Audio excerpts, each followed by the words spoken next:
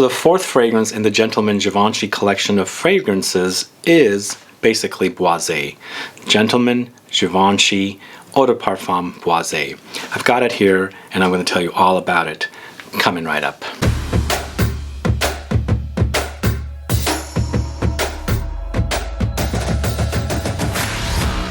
Thanks so much for tuning in. This is Sebastian with Smelling Great Fragrance Reviews. That's right, today I'm going to talk about Gentleman Givenchy Eau De Parfum Boisée. It's a mouthful to say all of it at once. Something happened with this fragrance that I kind of have a love and hate relationship with it. The very first time I wore it, I bought it blind. Of course, I'm not able to go anywhere and smell fragrances, just like the Cartier Pasha de Cartier. I ordered these together from Neiman Marcus and they had a sale. I think it was 15% off or 20. Anyway, I got it and the first time I smelled it, I really loved it. I loved the way it smelled. And then every time I wore it further, things happened and I wasn't really loving it as much as I first remember loving it. Anyway, I'm going to tell you all about it, but if this is your first time tuning into the channel and you still haven't subscribed to the channel, please click the subscribe button below and also click the bell so you'll be notified for future videos and giveaways. I just want to say that I am a fan of this collection. Finally, Givenchy has done something that I really enjoy. The very first fragrance, the Eau de Toilette, was okay, but not like something I was really gaga over. But once they launched their EDP, this one right here, I really loved it. I feel like it's a very solid release and great quality and lovely to wear. I felt like it was kind of like inspired sort of by the whole iris thing for men, and now that Dior's getting away from it, Givenchy is fully embracing it. So I enjoyed the EDP and I also enjoyed the cologne. I really love it. I felt like they were all inspired by that whole Dior collection, because Dior has a Dior Homme cologne that has the iris with lemons. It's kind of in the same ballpark, not the same smells. So when this was launched, I was kind of like really like not sure if it was going to go in the direction I really liked, because the Boisée could refer to woody. Of course it means woody, but then again I felt like it could go like really cheap, because what else can they do? Like, they're doing flankers with these unique names, and it could just fall flat, or something like just could actually go in a direction of not really loving it. But anyway, I took the chance. I bought it blind with a discount from Neiman Marcus, went through my sales associate, so she got the credit for it, and I got it. As I said, I first sprayed it and I don't know if I was wearing something prior. I don't think I was, but whatever it was with my body chemistry, I loved the way it smelled. I felt like, wow, this is so good. It was really, really good. But moving on from then, experiencing the whole wearing experience of that day, I felt like it started smelling great, and as it's drying down, it's not as good as what I remember smelling it. And then after that, every time I wore it, I felt like, okay, this is going very generic and not really enjoying it as much as I really enjoy the EDP. But let's tell you what I know all about this one. This is a 2020 launch. It's $104 for 100 ml. EDP concentration, Eau De Parfum. And the perfumers, once again, are Nathalie, Lorson, and Olivier Cresp. I do have a top 5 Nathalie Lorson video on the channel. If you want to go check that out, you can, to learn a little bit more about Nathalie Lorson, because I really do love the fragrances that she launches. And of course, Olivier Cresp. If you guys don't know Olivier Cresp, he has his own line called Acro, and I love some of their fragrances. But he originally was the creator of the first gourmand woman's fragrance called Angel by Mugler. That's a historic fragrance, but these two perfumers are behind this whole entire collection. And this one actually, it does smell great, but it just, something about it just started, I started thinking, God, it's nice, but there's something like cheap in there that kind of like does something to it after the wearing experience. So I think my nose got used to the smell, and I'm starting to pick out the non-great parts about the fragrance, which is sad. But this one has top notes of black pepper, coriander, and geranium. In the heart, you've got iris concrete, cacao or cocoa, and cedarwood. In the base notes, you got sandalwood, woody notes, and patchouli. Not a lot going on, but I feel like it's similar to the previous releases. The iris is prominent here, and I believe this one had tolu balsam. This one does not have tolu balsam. Then they've added the cacao note. But as I said, when I first sprayed it, I was like, wow, this is so good. It's so great, sexy, classy, slightly gourmand. But as I was wearing it and as it was developing on me throughout the day, I felt like, what is that smell in there? I'm not really sure I like it. It's not as good as this one. It's not as dense, and in here there is some like sharp accords that are created, like almost like aromatic and herbal kind of accords. And I think what's going on at the top is what's causing that kind of like sharpness. It's not smooth and syrupy as this one is, and this one has more of a more like sharp and I'm not saying the word flat, but I feel like just herbal and aromatic, and the contrast between the iris and the cacao and the heart and the top notes of the spices and the herbs just have a very kind of like broken down experience and not like well-rounded. I don't know if that makes sense to you guys, but whereas this one is smooth and it like flows, this one is chunky. It's broken down. Like the top notes are so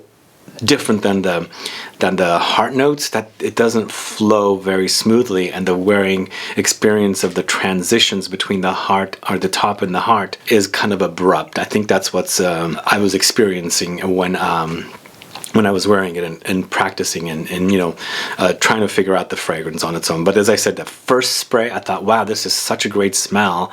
It smelled great. It was sexy. It was classy, slightly leathery, powdery. And then I started noticing that, wow, it seems a little unfinished. The fragrance actually dries down to sandalwood and woody notes with slight bits of patchouli. I feel like the sandalwood in here is what's more prominent. And I think sandalwood and the iris are what's really driving this fragrance. But for me, I felt like it just doesn't transition from one to the other. I mean, it's not a bad fragrance. I don't want to say it's a bad fragrance because I still like the fragrance, the way it smells, but I like it more at the top versus when it's dried down. So for me, this fragrance is more about the top notes and maybe even the heart notes, because I like what I smell in the heart notes a lot. The cacao, the iris, and the cedar work wonderfully together.